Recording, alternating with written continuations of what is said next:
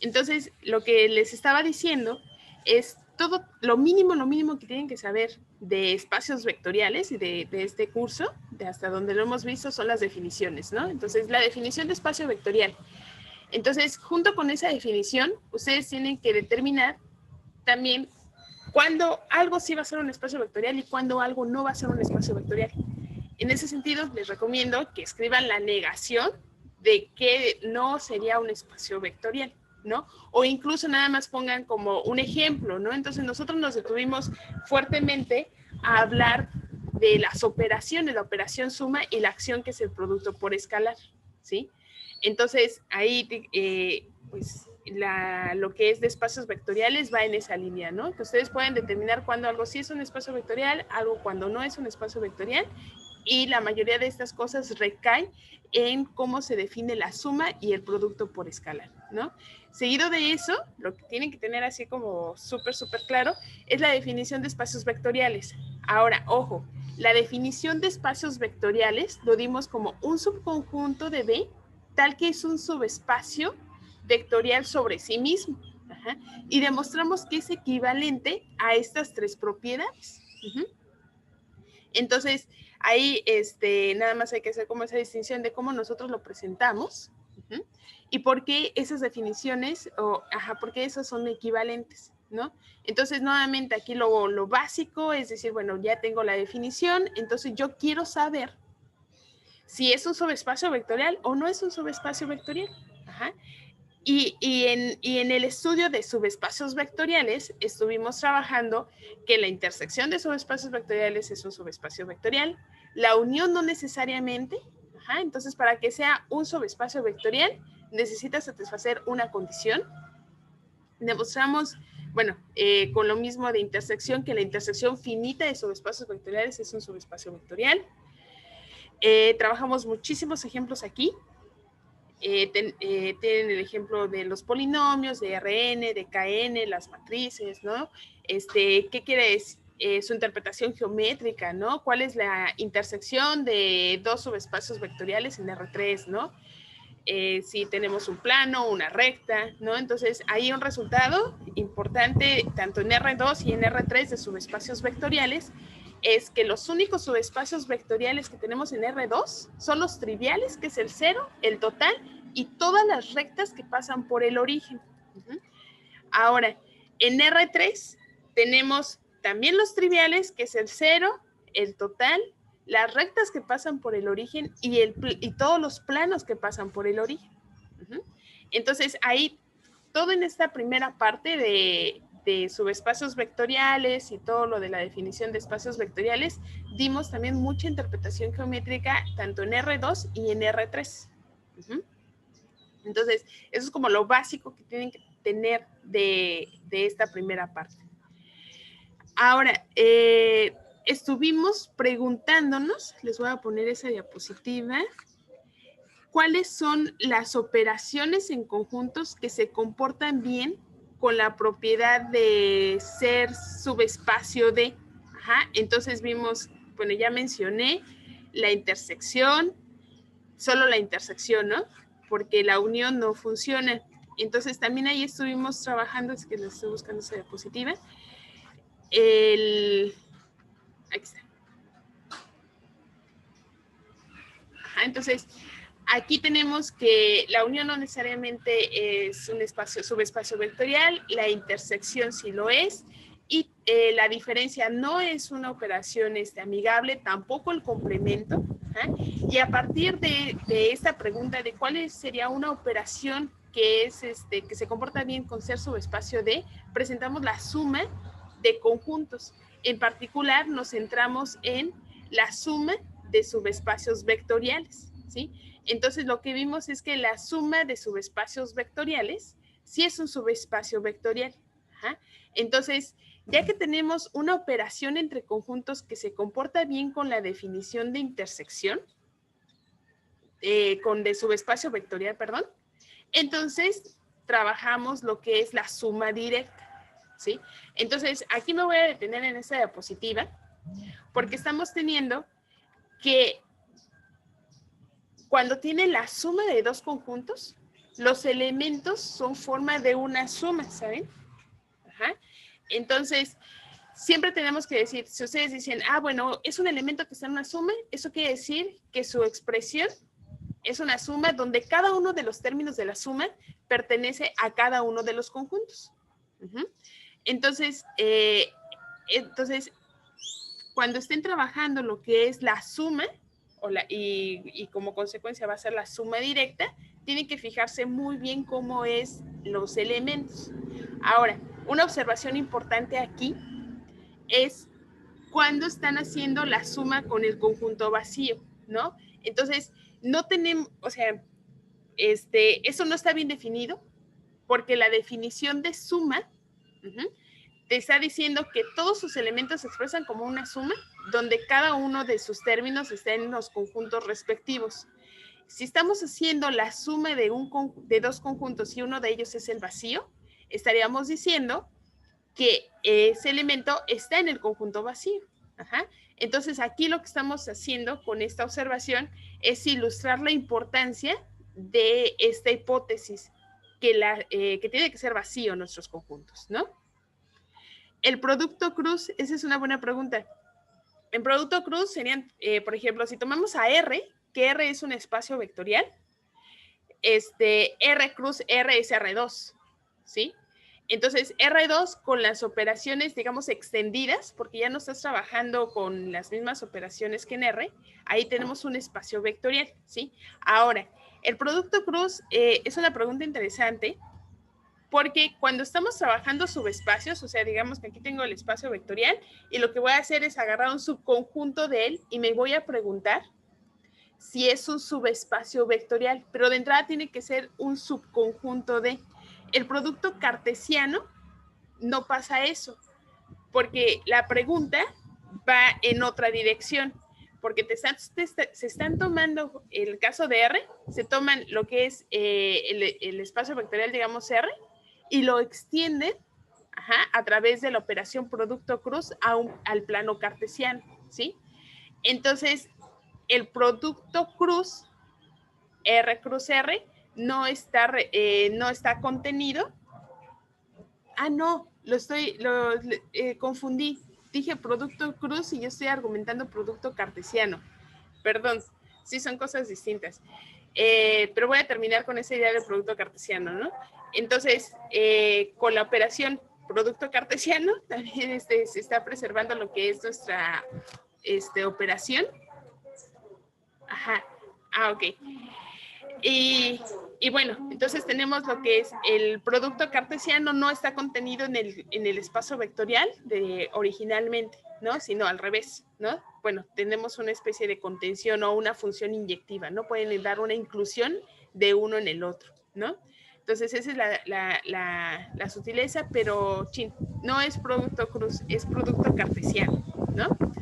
Ok, entonces, bueno, aquí nada más para resumir esta parte de suma, lo que tienen que tener claro de la suma de subespacios vectoriales es qué es un subespacio vectorial, ¿sí? Entonces, lo demostramos para el caso finito. Ajá, entonces, aquí tenemos varios ejemplos. Y aquí tenemos este resultado, ¿no? Si tenemos n subespacios vectoriales, entonces la suma de estos n subespacios también va a ser un subespacio vectorial, ¿sí? Entonces la demostración es por inducción, le decimos por inducción, pero si ustedes revisan esta demostración paso por paso, nuestra demostración toma fuertemente la forma de nuestros elementos. Vean, estoy tomando dos vectores que están en esta suma. Lo que quiere decir es que tanto W1 y W2 se expresan como la suma de estos elementos, X1 más X2, y W2 es Y1 más Y2, ¿no? Entonces, es muy importante que ahí digan, es una suma, entonces mis vectores se expresan como sumas. Ajá. El vector 0 se expresa como una suma. Entonces, ese es como, un concepto significativo cuando estamos trabajando la suma de conjuntos, y cuando estamos trabajando subespacios vectoriales, la suma de subespacios vectoriales es un subespacio vectorial, ¿no? Resultados, los únicos resultados que tenemos con respecto a sumas directas es la definición, ¿no? Entonces, la definición, bueno, de entrada la definición, que nos está diciendo que un espacio vectorial se expresa como suma directa de dos subespacios vectoriales o n subespacios vectoriales si la suma de todos esos subespacios vectoriales es el espacio vectorial total. Entonces, aquí está. Entonces, aquí está la definición para dos, pero tenemos, recuerden, si se vale para dos, se vale para un conjunto finito, entonces W1 más W2 hasta un WN. Ajá. Entonces, si la suma de estos n subespacios es el espacio vectorial total y la intersección 2 a 2 es igual al subespacio 0, ajá, entonces es suma directa, ¿sí? Entonces, aquí nada más recordando que la intersección de dos subespacios no es vacía, ajá, por ser simplemente subespacio vectorial, coinciden en el 0. Entonces, la intersección, la única intersección que puede haber en estos subespacios vectoriales, 2 a 2, ajá, donde I y J son distintos, tiene que ser el subespacio 0, ¿no? Entonces, esa es la definición, y como resultado, el único resultado que tenemos con la suma directa es que si es una suma directa, entonces todos y cada uno de los vectores en D se expresa de forma única con elementos de la suma, ¿sí? Entonces, vamos a ver, notado, bueno, tenemos ejemplos, operaciones usuales, estoy buscando.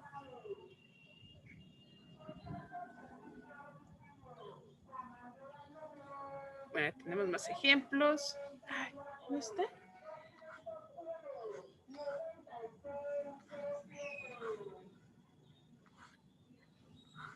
Es que estoy buscando el teorema donde les digo que se expresa de forma única, no lo encuentro.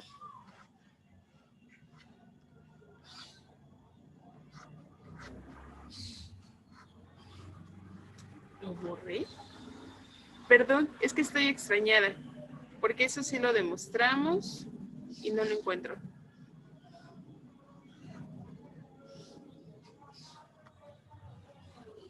Bueno, sí, no lo encuentro, pero me acuerdo que sí lo demostramos, ¿sí? Y demostramos que siempre que ustedes tienen una suma directa, entonces cada vector se expresa como de una forma única de la suma, ¿no? De la suma, y cada uno de los términos pertenece a su respectivo conjunto. Sí, no sé dónde está. Bueno, nos voy a regresar a nuestro último diagrama. Ajá. Ahora, ya que tienen esto, se trabajó conjuntos generadores o el generado de un conjunto, ¿sí? Entonces, el generado de un conjunto es justamente lo que vimos en antier, me parece, en la noche, que son todas las combinaciones lineales del conjunto, de vectores que están en el conjunto, ¿sí? Entonces, ahí resultados es justamente lo que les comenté, primero que es el mínimo subespacio vectorial que contiene a ese, ¿no? Y el otro resultado es que el generado de un conjunto siempre va a estar contenido en el espacio vectorial, ¿no? Entonces, esos son como los dos resultados que siempre tienen que tener presentes en los generados de un conjunto. Ahora, si el generado del conjunto es todo su espacio vectorial, eso quiere decir que es un conjunto generador, o simplemente lo decimos que genera todo el espacio vectorial, ¿sí? Entonces, eso es lo que tienen que saber, y bueno, demostrar si es el generado y demás. Bueno, y conjuntos linealmente independientes, nuevamente la definición, la negación, vamos a tener conjuntos linealmente dependientes. Entonces, vimos ejemplos con respecto a esto y comparamos que para demostrar que a partir de la definición que un conjunto es linealmente independiente y demostrar que genera todo nuestro espacio vectorial, los pasos a seguir son muy similares, ¿sí? Entonces, aquí, ¿no? Entonces, aquí para demostrar que es linealmente independiente a partir de la definición,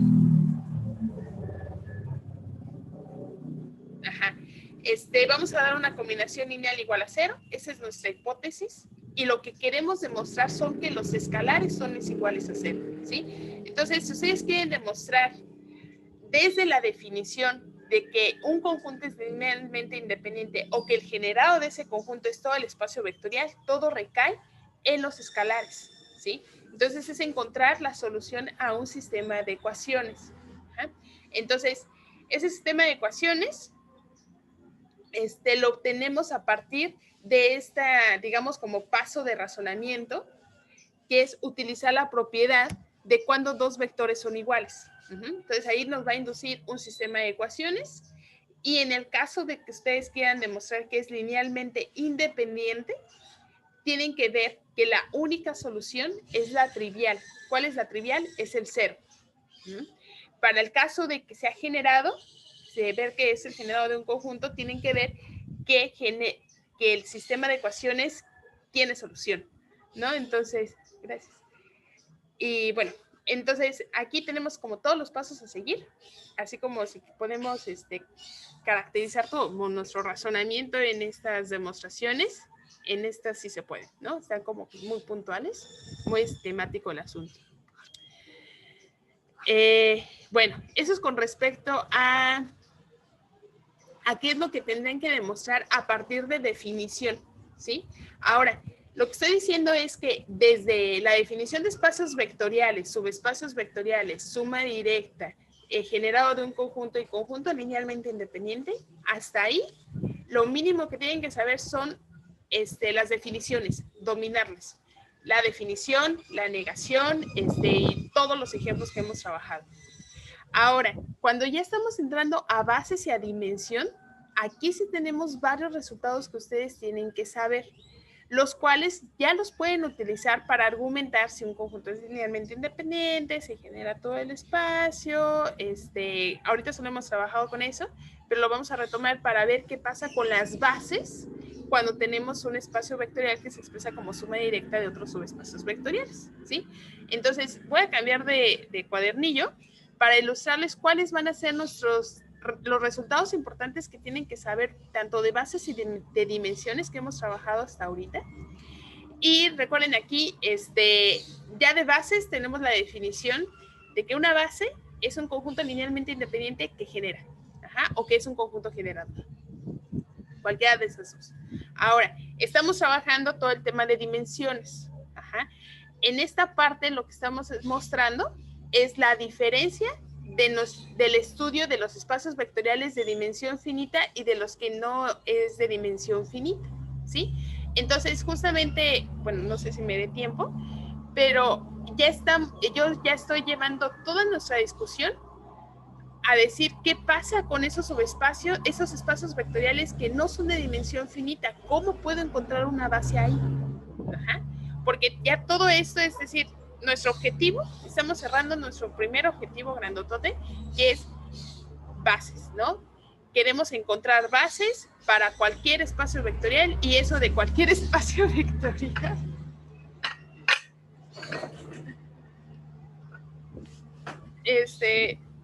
Ahorita les cuento qué acaba de pasar.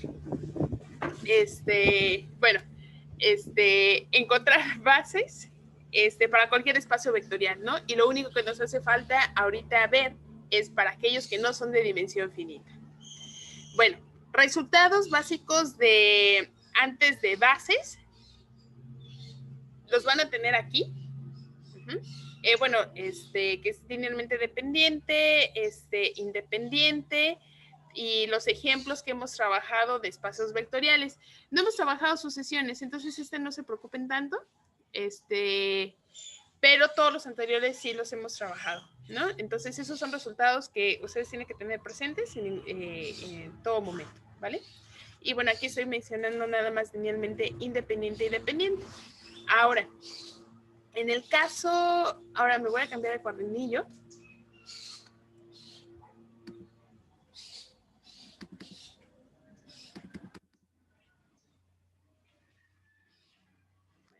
Eso es lo de hoy.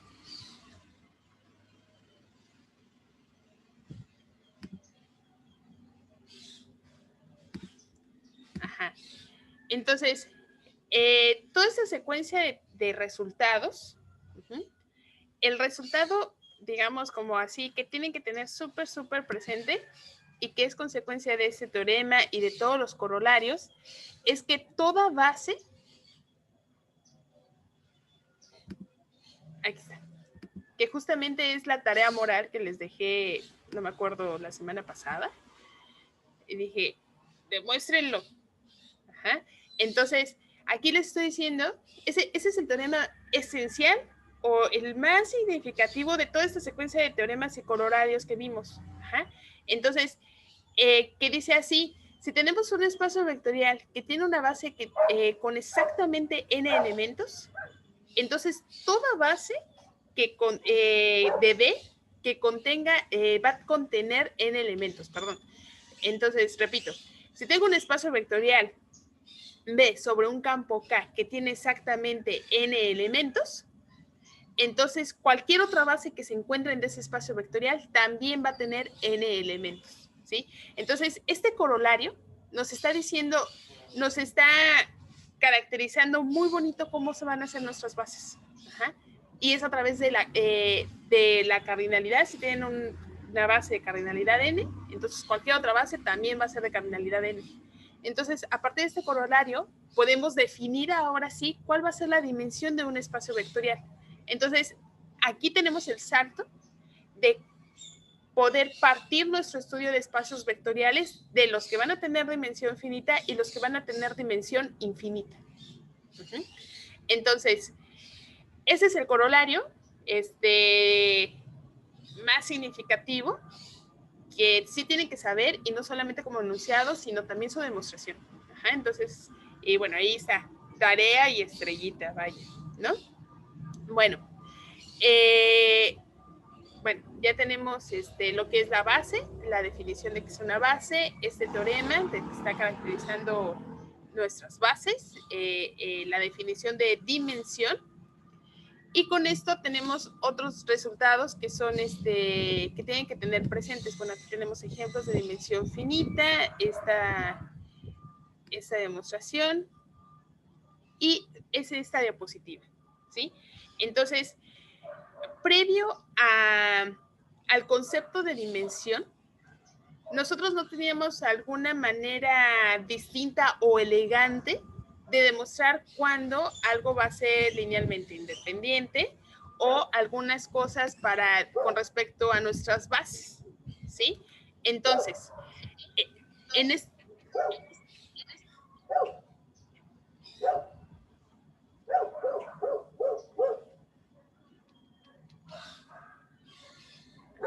Voy a decir,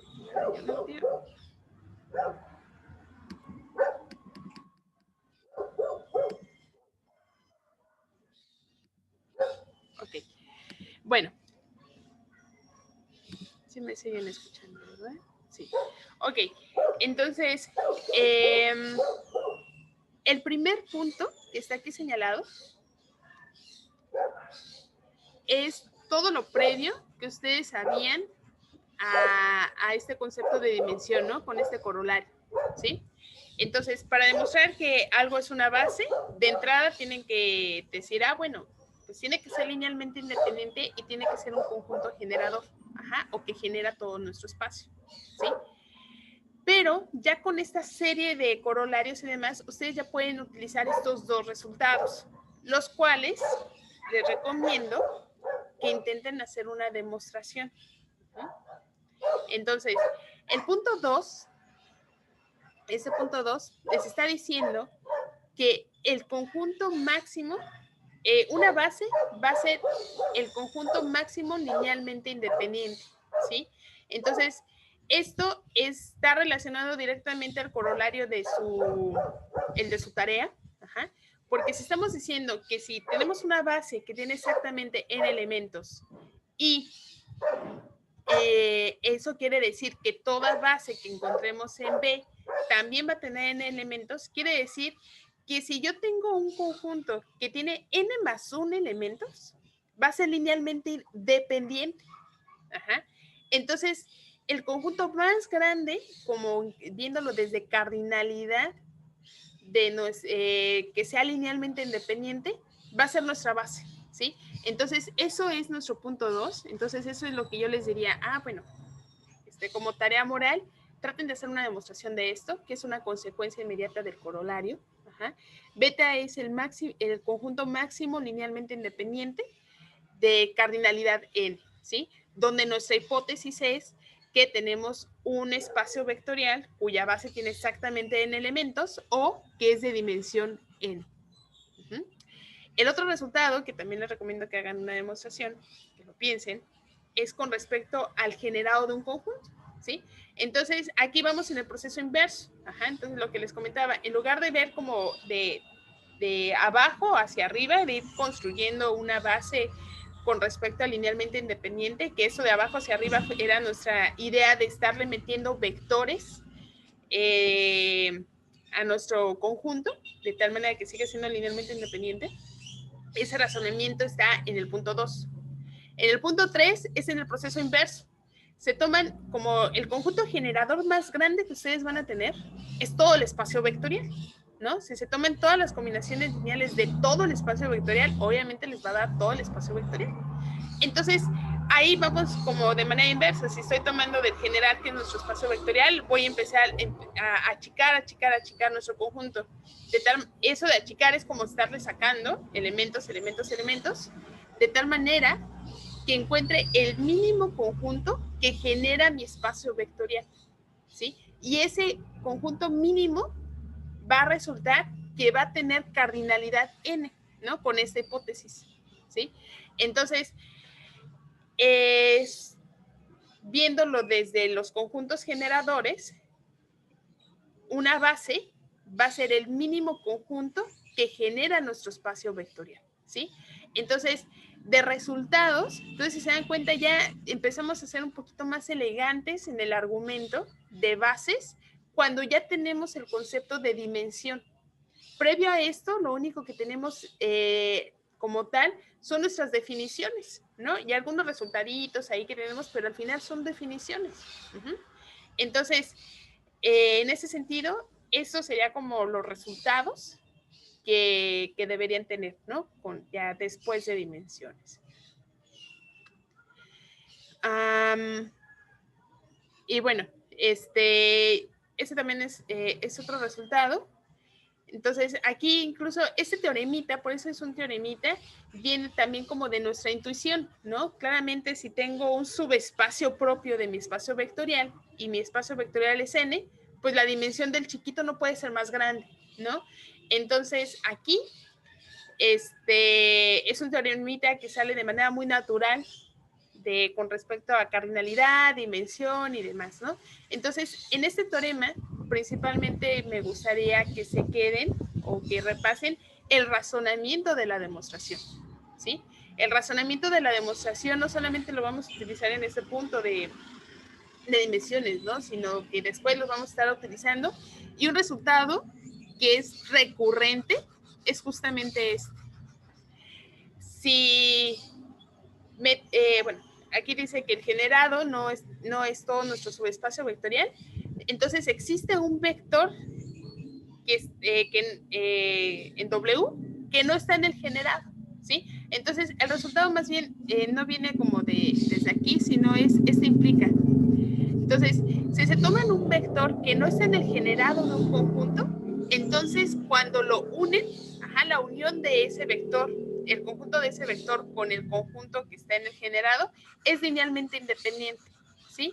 Entonces, esta implicación es un resultado que demostramos antes, pero es muy recurrente. Todo el tiempo lo vamos a estar utilizando, sobre todo en espacios vectoriales de dimensión finita, ¿sí? Entonces, un vector que no está en el generado de un conjunto, entonces la unión de todo, el conjunto que tiene todos sus vectores es linealmente independiente.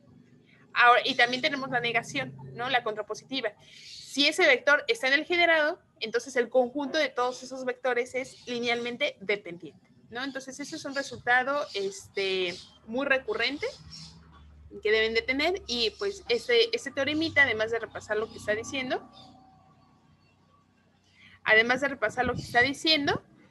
el razonamiento es muy bueno, ¿no? Bueno, tenemos más ejemplos, tenemos dimensiones y pues nada, eso sería lo que tendrían que saber tanto de definiciones y como de resultados. Entonces se dan cuenta como resultados son muy pocos todavía. Definiciones es bastante y de ejemplos es bastante, ¿no? Entonces eso es como lo más importante de esta primera parte. No sé si tengan alguna duda, pregunta, han revisado el chat.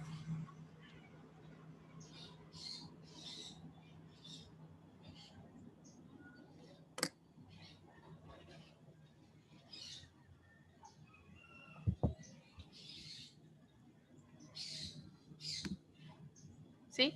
Entonces, aquí les recomiendo, pues, sí, chequen las notas de los ayudantes, hagan sus propias notas, o sea, algo que yo les puedo recomendar como de estudio, al menos que yo utilizo bastante, son estos mapas mentales para ver el panorama general, y yo les hice uno de toda esta primera parte del curso. Lo que ustedes pueden hacer es hacer un mapa mental por concepto.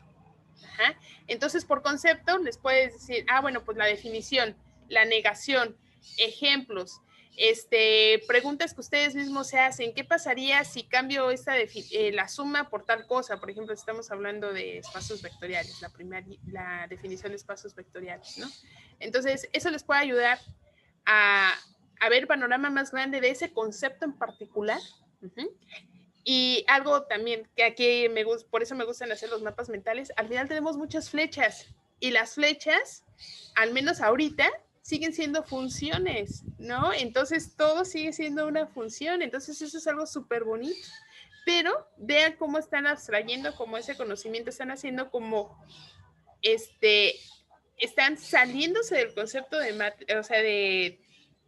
estudio de álgebra lineal, así de manera puntual, decir, bueno, estas son las definiciones, demostración, lo están viendo desde afuera. Eso quiere decir que se están metiendo en algo, un metalenguaje, lo están haciendo desde afuera, un estudio desde afuera, un meta algo, ¿no?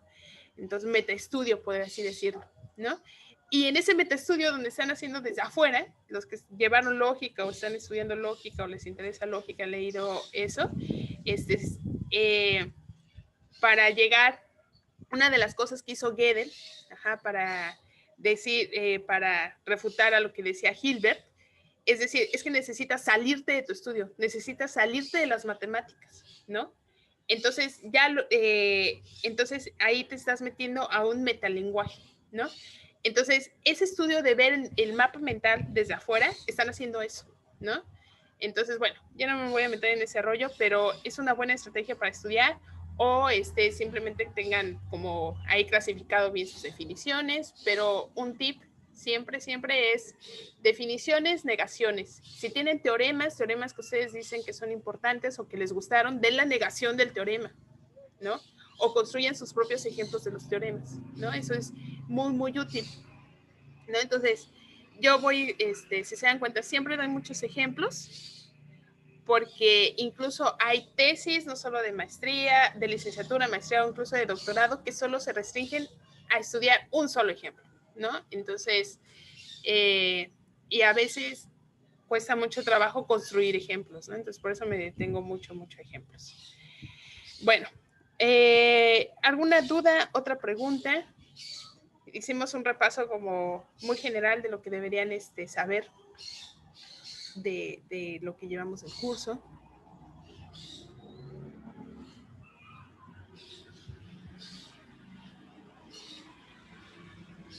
No, gracias.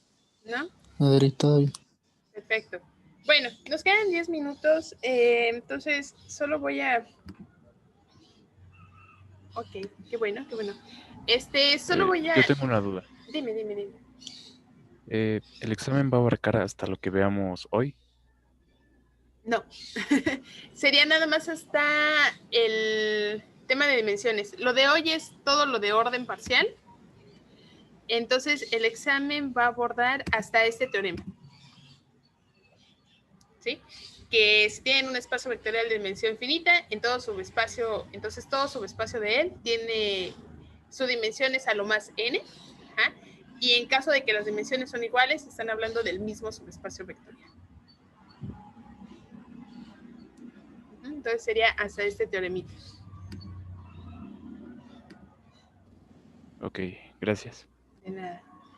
Y bueno, pues el día de hoy le iba a dedicar a una pequeña excursión a relaciones de orden, ¿no? Entonces, nada más voy a hablar sobre la definición y sobre algunos ejemplos y lo que nos va a permitir tener ciertos tipos de orden.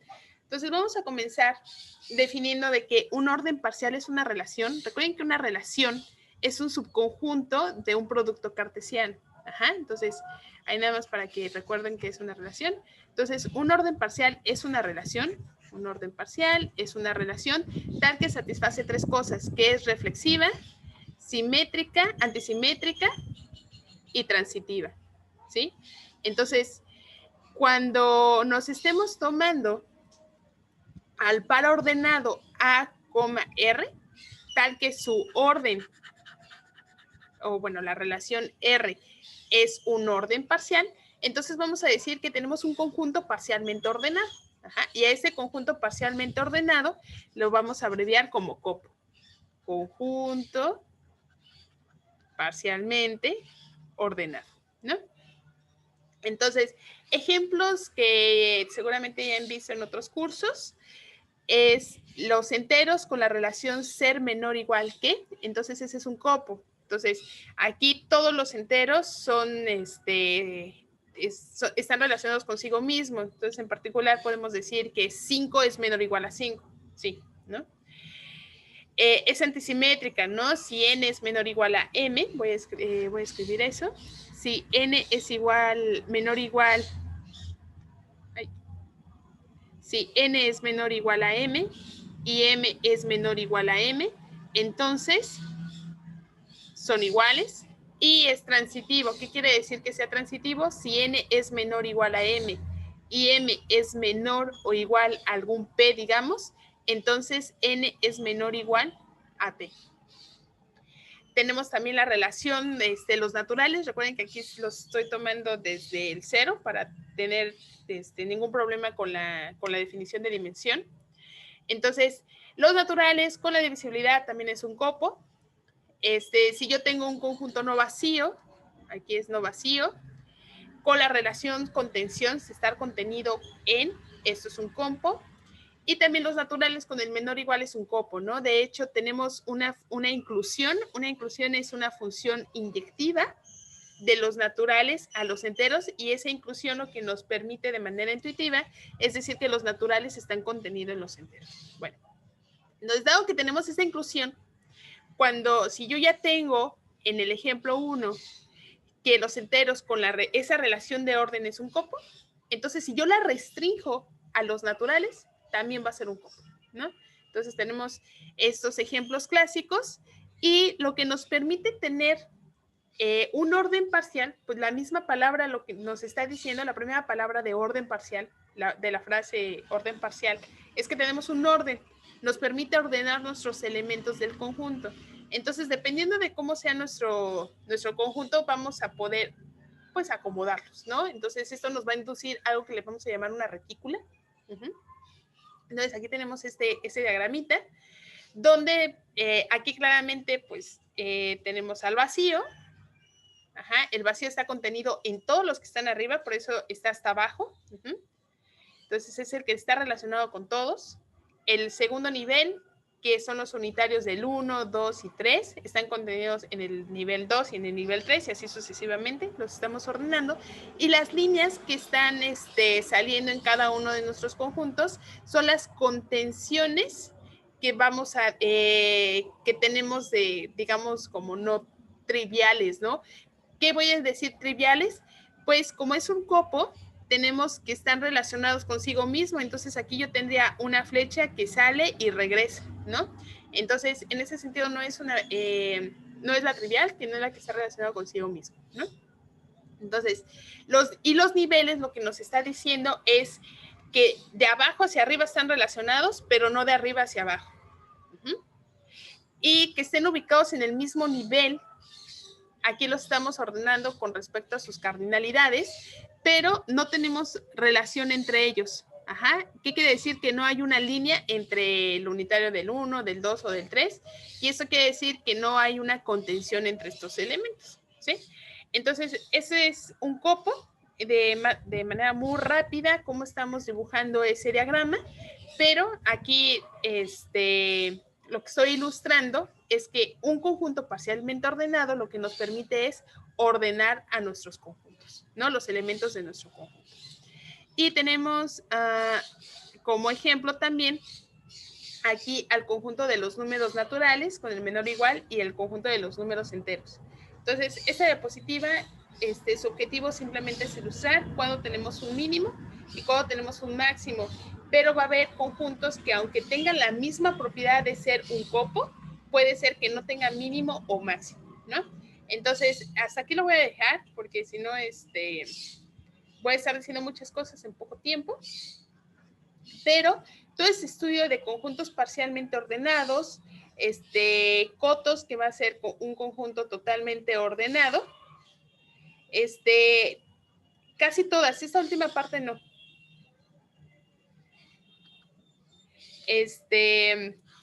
Va a estar dirigida a nosotros queremos construir un conjunto parcialmente ordenado, pero ese conjunto, cuando nosotros tengamos como ese maximal, vamos a decirle un maximal, lo que va a hacer es que va a ser nuestra base para cualquier conjunto, ¿no? Entonces no va a importar cuál va a ser la cardinalidad que estemos tomando. Entonces todo ese estudio de nuestros orden parcial y demás va a ser para construir aquel conjunto que va a ser nuestra base. Ajá. Entonces, con eso vamos a culminar ahora sí, que no importa cuál va a ser la dimensión de nuestro espacio vectorial, siempre, siempre vamos a tener una base. Entonces, ahí ya vamos a encontrar una base. Bueno, vamos a decir que ya el conjunto de el espacio de todos los polinomios o el espacio de todas las funciones continuas, tienen una base, ¿sí? Ya sabemos que son espacios vectoriales, lo único que nos hace falta decir es que tienen una base, ¿sí? Entonces, hacia eso vamos, ¿va? Uf, me cansé mucho. Pero bueno, ¿alguna duda, pregunta? Un poco más tranquilos para el examen del lunes.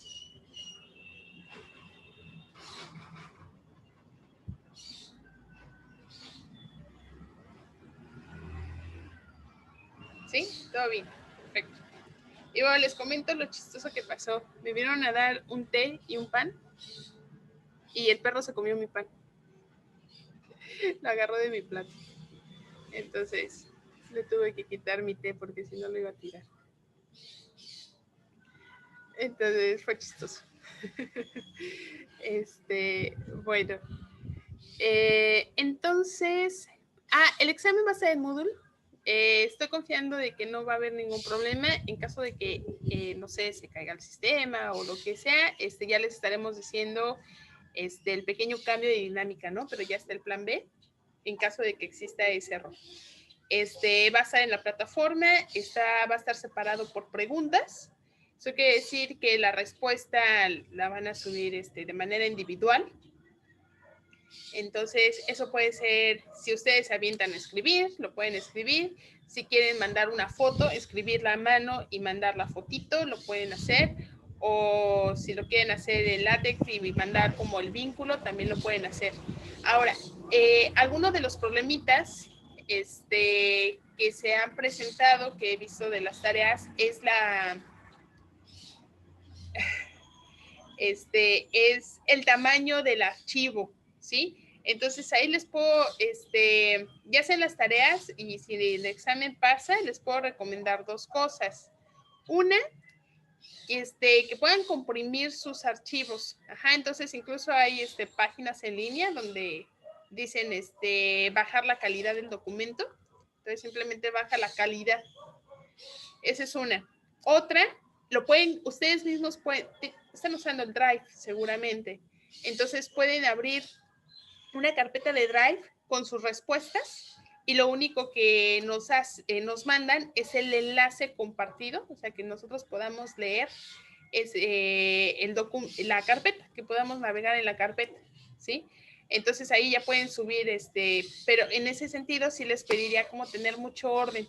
En el examen, dado que van a hacer preguntas separadas, pues tienen dos opciones, que sea como en una sola hoja todas las respuestas y decir, bueno, el título, ¿no? Parcial 1, su nombre completito, nada más para no tener ahí confusiones. Y si lo van a estar subiendo por preguntas, que sea parcial 1, pregunta 1, ¿no? Y así sucesivamente. Entonces esa carpeta de Drive, si ustedes lo quieren hacer, la pueden usar para todos los otros parciales, ¿sí? Y lo único que hacen en el Moodle es poner lo que es el enlace compartido, ¿sí? Entonces, dado que se tiene que registrar alguna pregunta, algún texto, pueden decir, no, pues está en la pregunta 1 el enlace, ¿no? Y algo así. Entonces sería una imagen, archivo por pregunta, entregamos todo. Eso, el examen va a estar se va a estar mostrando por pregunta, no va a ser un PDF completo ni nada, no. O sea, les va a mostrar las preguntas por separado y cada pregunta tiene su espacio para respuesta, ¿sí? Entonces, digamos que, no sé, por decir algo, ustedes mandaron algo y está muy pesado. Ah, bueno, pueden hacer esa opción del Drive, ¿no? Y nada más pegan ahí en el espacio de la respuesta de la pregunta el enlace, ¿no? Pero pues no debería ser pesado. Pero bueno, si es el caso, esas serían algunas opciones. Ok,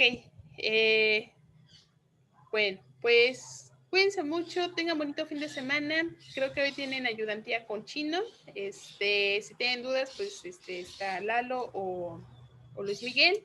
Y por favor, no entreguen tareas iguales. No entreguen tareas iguales, ¿no? Bueno, cuídense mucho y pues nos estamos viendo el lunes, supongo. Bueno, no sé qué va a hacer con la clase de lunes. No sé qué les quedaron. Ahí le pueden preguntar a Chino. ¿Sí? Ok, va. Cuídense. Bye, bye. Gracias, Adri.